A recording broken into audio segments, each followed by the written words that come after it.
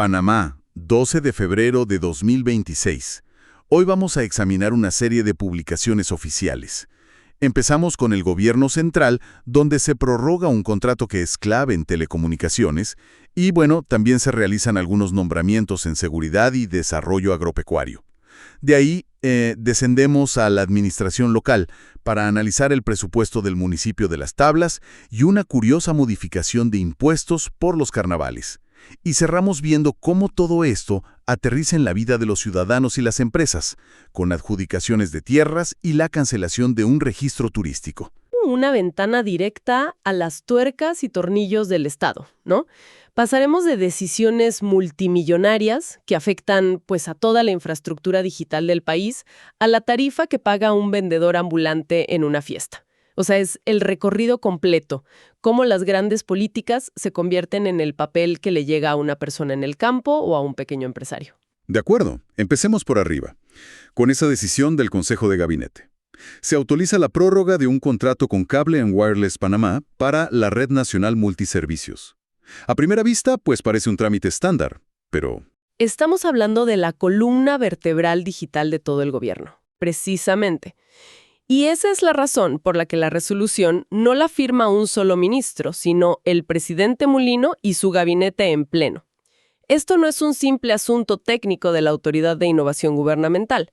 Se trata como una pieza de infraestructura nacional, tan crítica como una carretera o un puerto. La prórroga es por 2 años, hasta finales de 2027.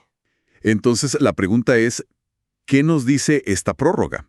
¿Es simplemente una cuestión de, si no está roto, no lo arregles?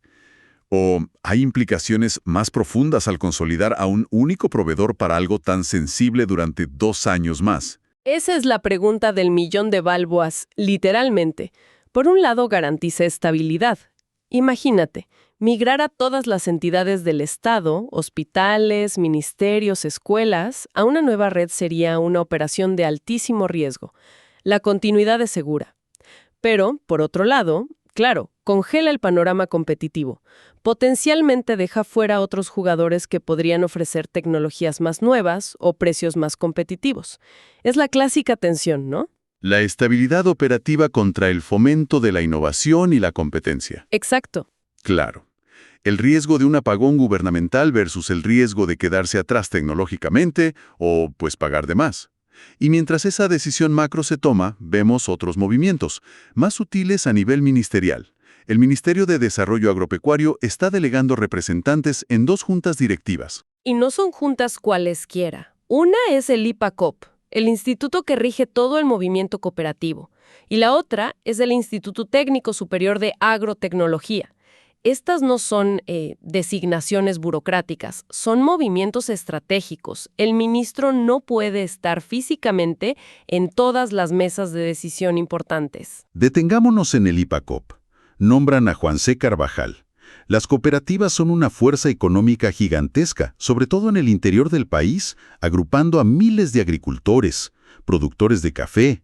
Poner a alguien en esa junta puede señalar un cambio de rumbo, ¿no? Totalmente. Puede influir en todo, desde las líneas de crédito para los agricultores hasta las políticas de comercialización de sus productos, o incluso la capacitación que reciben. Y lo mismo ocurre con el nombramiento de José Aníbal Rincón en el Instituto de Agrotecnología. La agricultura moderna depende cada vez más de la tecnología. Drones, riego de precisión. Tener una voz del ministerio en la institución que forma a los técnicos del futuro es asegurarse de que la política educativa y la política agropecuaria estén alineadas. Entendido. Pasamos de la infraestructura digital y la estrategia agrícola a la seguridad ciudadana. Y aquí me encuentro con algo que a primera vista parece un poco redundante. Hay 2 resoluciones sobre el Sistema Nacional de Alerta AMBER, una que designa a la directora ejecutiva y otra que la ratifica. Sí, la subcomisionada Sumiltexi Miller Percival es nombrada 2 veces para el mismo cargo.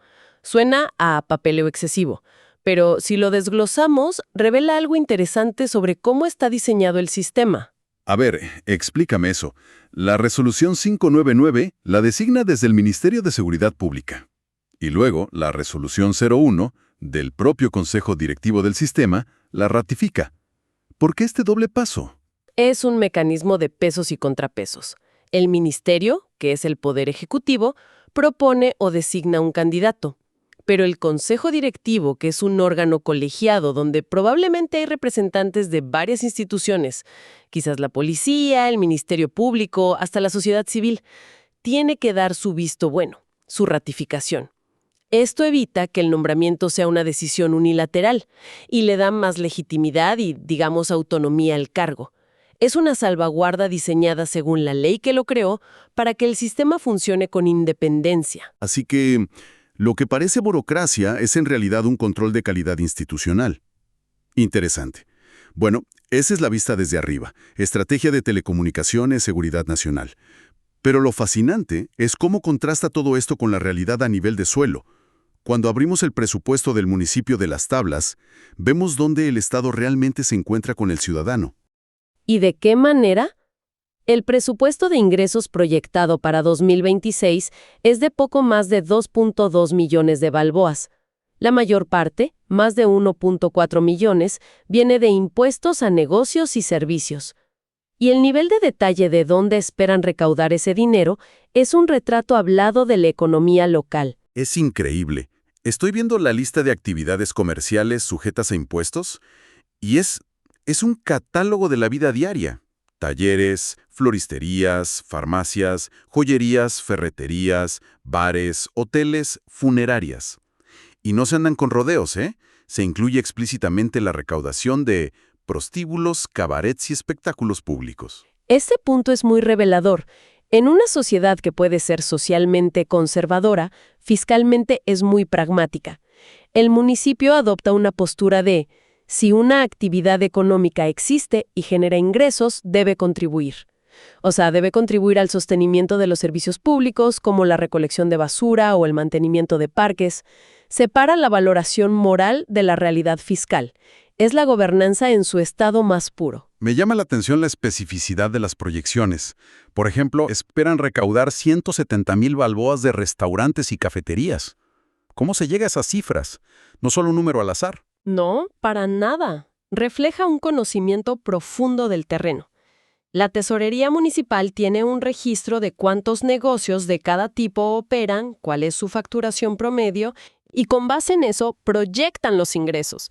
Y no es solo para recaudar. El mismo acuerdo establece un mecanismo de control. La Tesorería debe presentar un informe trimestral al Consejo. Es una rendición de cuentas obligatoria. El dinero no solo entra, sino que se debe reportar constantemente cómo se está gestionando. Y justo cuando estamos hablando de esta planificación fiscal tan meticulosa, me encuentro con algo que parece una contradicción total. El mismo día de esta publicación, el 12 de febrero, el Consejo Municipal aprueba un acuerdo para modificar temporalmente los impuestos por el uso de aceras. El efecto carnaval. El documento lo dice sin tapujos. La razón es la celebración de los carnavales, un evento que define la identidad y la economía de Las Tablas. Es un ejemplo perfecto de cómo una administración local puede y debe ser flexible. Es que el cambio es drástico. Por ejemplo, un puesto de buhonería, un pequeño vendedor ambulante con un espacio de hasta 3 metros cuadrados, normalmente pagaría 2.00 balboas al día por usar la acera. Durante las 2 semanas de carnaval, esa tarifa baja a solo 0.50 balboas. Es un descuento del 75%. Claro. Y si un comercio establecido quiere extender su negocio a la acera, quizá poniendo mesas afuera, la tarifa pasa de 5 balboas a 1 balboa diario. Es una política fiscal deliberada. El municipio está haciendo un cálculo. Están pensando, vamos a renunciar a una pequeña cantidad de ingresos por tasas para facilitar que cientos de pequeños comerciantes participen en la fiesta más grande del año. El beneficio económico que esos comerciantes traerán al distrito es inmensamente mayor que los pocos miles de balboas que dejamos de recaudar. Es una estrategia de producto gancho, pero aplicada a un festival municipal. Sacrifican un ingreso menor para potenciar uno mucho mayor. Es una decisión económica inteligente que además tiene un componente social, facilitando la participación de gente con menos recursos. Correcto. Y demuestra que la administración pública no es solo un conjunto de reglas rígidas. En su mejor expresión, es un organismo que se adapta al pulso de la comunidad a la que sirve. Entiende que hay momentos para la planificación estricta y momentos para la flexibilidad. De acuerdo. Y de esa gestión municipal que afecta a toda una comunidad, pasamos a los documentos que impactan directamente a un solo individuo. Aquí es donde el proceso administrativo se vuelve personal. Tenemos varios edictos de la Autoridad Nacional de Administración de Tierras. Estos edictos son la culminación de un proceso que para las personas involucradas puede haber durado años. Son el último paso antes de recibir un título de propiedad sobre la tierra que han trabajado quizá por generaciones.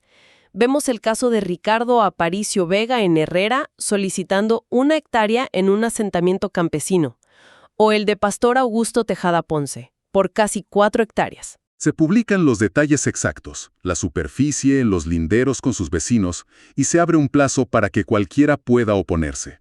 Esto no es solo un aviso, es una garantía de transparencia. Pero más allá del proceso, ¿qué significa esto para alguien como Ricardo o Pastor? Significa todo. Significa seguridad. Significa que nadie podrá disputarles la posesión de su tierra. Significa que esa tierra se convierte en un activo real. Con un título de propiedad, pueden ir a un banco y solicitar un préstamo para comprar mejores semillas, un tractor o para construir una casa más grande para su familia. Significa que tienen un patrimonio que pueden heredar a sus hijos. Transforma una posesión precaria en una propiedad segura. Es pasar de la incertidumbre a la certeza jurídica.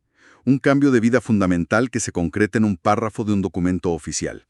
Y en el otro lado de la moneda tenemos el caso de una empresa. La Autoridad de Turismo de Panamá cancela el registro de un negocio, el hostal familiar Baboga. Y aquí de nuevo, el diablo está en los detalles. La razón de la cancelación no es una multa por mal servicio o por una queja de un turista. Es más simple y más profundo. Los informes internos de la propia autoridad concluyen que el hostal no se encuentra funcionando como hospedaje público y no mantiene registros contables. Es decir, el negocio simplemente ya no existe en la práctica. La cancelación es un acto de limpieza administrativa. El representante legal, por cierto, era un ciudadano italiano. Precisamente. Y esto es crucial para la función reguladora del Estado. Para la autoridad de turismo, tener un registro de hoteles y hostales que no es preciso es un problema grave. Afecta las estadísticas que usan para planificar, afecta la confianza de los turistas y afecta a otros negocios del sector que sí cumplen. Depurar el registro no es solo borrar un nombre de una lista, es mantener la integridad y la credibilidad del sector turístico panameño. Es una función de supervisión esencial. Entonces, si damos un paso atrás, ¿qué panorama nos deja todo esto? Hemos saltado de un contrato de telecomunicaciones que amarra a la infraestructura digital de toda una nación a un ajuste de 1.50 balboas en el impuesto diario de un vendedor de carnaval y finalmente a la formalización de la propiedad de 1 hectárea de tierra para un agricultor. El panorama es el de un ecosistema administrativo complejo, de múltiples capas donde cada decisión, grande o pequeña, tiene un propósito. Las grandes estrategias nacionales, como la conectividad del Estado, establecen el marco general. Pero es en los presupuestos municipales y en los trámites individuales donde esas políticas abstractas se convierten en un impacto real, tangible. Lo que puede parecer una colección de documentos legales áridos es en realidad un diario detallado de la vida de un país. Esto nos deja con una última reflexión. Todos estos documentos registran el resultado final, la decisión formal. Pero, ¿qué historias no cuentan? ¿Qué debates hubo en el Consejo de Gabinete antes de prorrogar ese contrato? ¿Qué negociaciones ocurrieron en el Consejo de las Tablas para acordar la rebaja de impuestos del carnaval? ¿Y cuántos años de esfuerzo y espera hay detrás de la solicitud de tierra de Ricardo Aparicio Vega? El papel captura la decisión, pero la verdadera gobernanza vive en todo lo que ocurrió antes de que se estampara cada una de esas firmas.